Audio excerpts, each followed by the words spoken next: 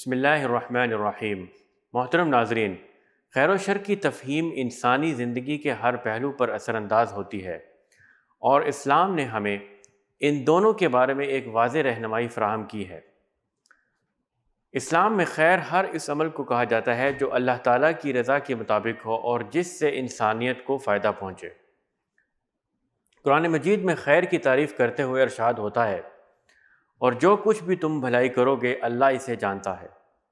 خیر کا تصور اسلامی اخلاقیات کا بنیادی جز ہے۔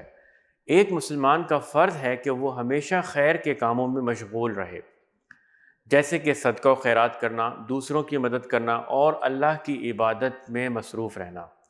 نبی اکرم صلی اللہ علیہ وسلم نے فرمایا، بہترین انسان وہ ہے جو دوسروں کے لیے نفع بخش ہو۔ اسلام میں شر ہر اس عمل کو کہا جاتا ہے جو اللہ تعالیٰ کی نافرمانی پر مبنی ہو اور جس سے انسانیت کو نقصان پہنچے۔ قرآن مجید میں اللہ تعالیٰ شر کے کاموں سے بچنے کی تلقین کرتے ہوئے فرماتا ہے، اور نہ پیروی کرو اس کی جس کا دل ہم نے اپنی یاد سے غافل کر دیا ہے۔ شر کے کاموں میں جھوٹ بولنا، چوری کرنا، ظلم کرنا اور اللہ کے احکامات کی خلاف ورزی کرنا شامل ہیں۔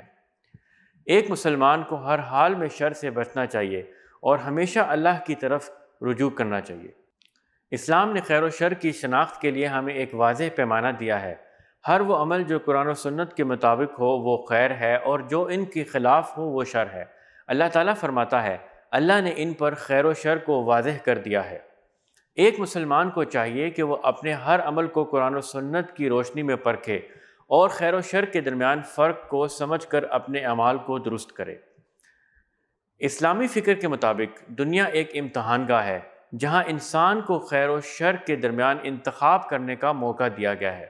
اللہ تعالیٰ فرماتا ہے، ہم نے انسان کو خیر و شر دونوں راستے دکھا دیے ہیں۔ یہ امتحان اس بات کا تعین کرے گا کہ کون شخص اللہ کی رضا کے مطابق زندگی گزارتا ہے اور کون اس کے احکامات کی خلاف ورزی کرتا ہے۔